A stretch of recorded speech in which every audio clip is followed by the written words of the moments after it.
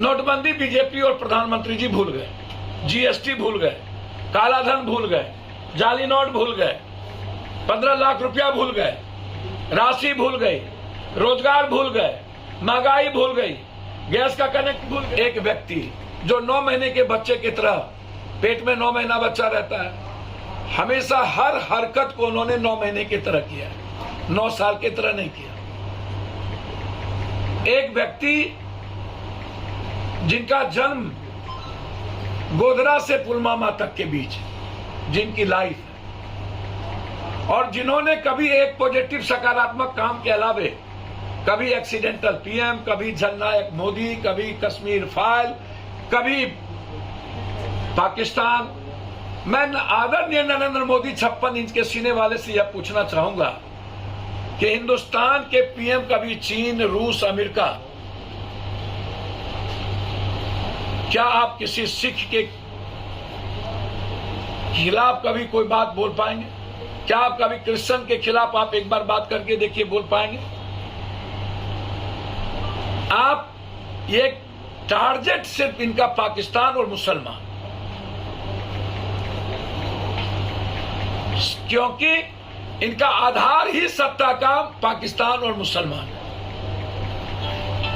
कभी भी हिंदुस्तान के पीएम ने विकास के बारे में कभी चर्चा नहीं की। नोटबंदी जो इनके सबसे महत्वपूर्ण मुद्दे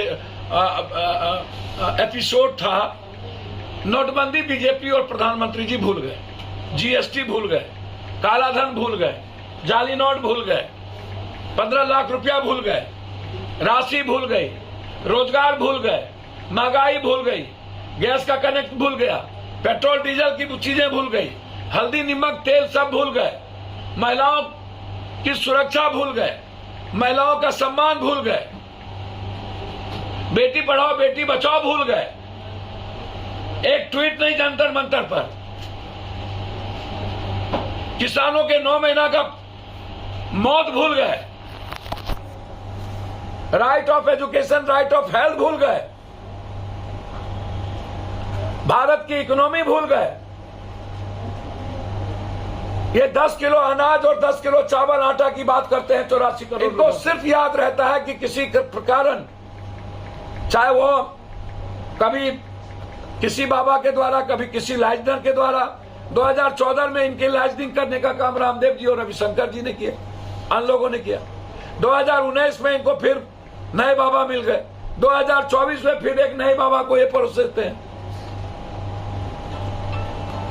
यह एक ऐसे पीएम है जो हिंदुस्तान की अर्थव्यवस्था से इनका कोई लेना देना नहीं, इकोनॉमी से लेना देना नहीं। भारत में हमारी करेंसी पाकिस्तान से भी कम है, हम नाइजीरिया से ज्यादा हमारी भुखमरी हो गई,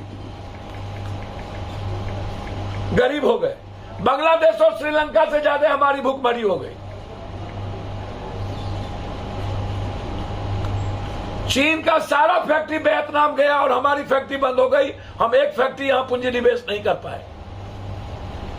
9 सालों के अंदर इनकी उपलब्धि भारत में महंगाई है, इनकी उपलब्धि बेरोजगारी है, इनकी उपलब्धि नफरत है, इनकी उपलब्धि दूसरों को गाली देना है, इनकी उपलब्धि सिवाय राहुल गांधी, प्रियंका गांधी, कांग्रेस को गाली देने के अलावे और पाकिस्तान और मुसलमान को टारगेट के अलावे इनके पास कोई उपलब्धि आज तक नहीं। ये एक ऐसा पीएम है जिनके खाते में कोई उपलब्धि नहीं जाएगी। राम मंदिर कोर्ट का निर्णय और सबने हिंदू मुसलमान सिख मंदिर बने, मस्जिद बने, बिल्कुल ओपन है हमारा देश, उस पर इनकी ये उपलब्धि नहीं है। राम मंदिर हमारे सेंटिमेंट से जुड़ा है, हमारे रोजगार से जुड़ा हुआ नहीं है, वो हमको रोजगार नहीं देगा, हमारे किसानों की, महिलाओं की सुरक्षा नहीं करेगा। राम मंदिर मेरे आस्था से जुड़ा हुआ है। हम हिंदुस्तान में वाल्मीकि का मंदिर भी बनाएंगे और हम लोग बनाएंगे, सीता का भी मंदिर बनाएंगे। सीतामढ़ी में एक नई अयोध्या का मैं बार बार शुरू से कहता हूं, लेकिन रोजगार देगा ये चीज रोजगार पर कोई चर्चा है? 888 की सीट बन गई और आप उद्घाटन करेंगे। किसी को आपत्ति नहीं है उद्घाटन करने का। जब जरूरत रोजगार की थी तो इन्होंने विस्टा जैसी एक अरबों करोड़ों के इन्होंने पैसे वहां खर्च किए। इनको बेरोजगार और किसानों की चिंता नहीं थी,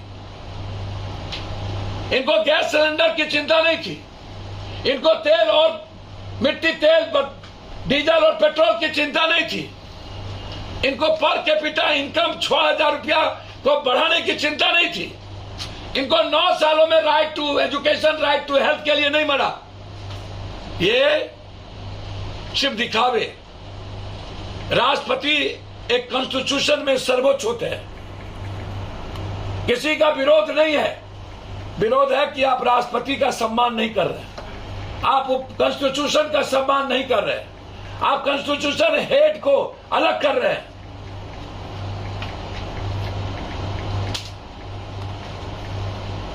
इसीलिए मेरा आग्रह होगा कि सर्वोच्च न्यायालय को इंटरफेयर करना चाहिए।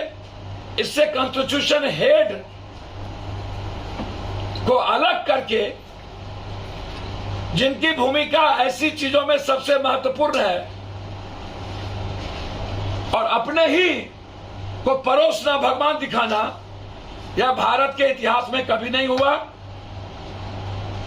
इसीलिए कोई निर्णय लेना चाहिए, उद्घाटन को रोकना चाहिए। बस, धन्यवाद।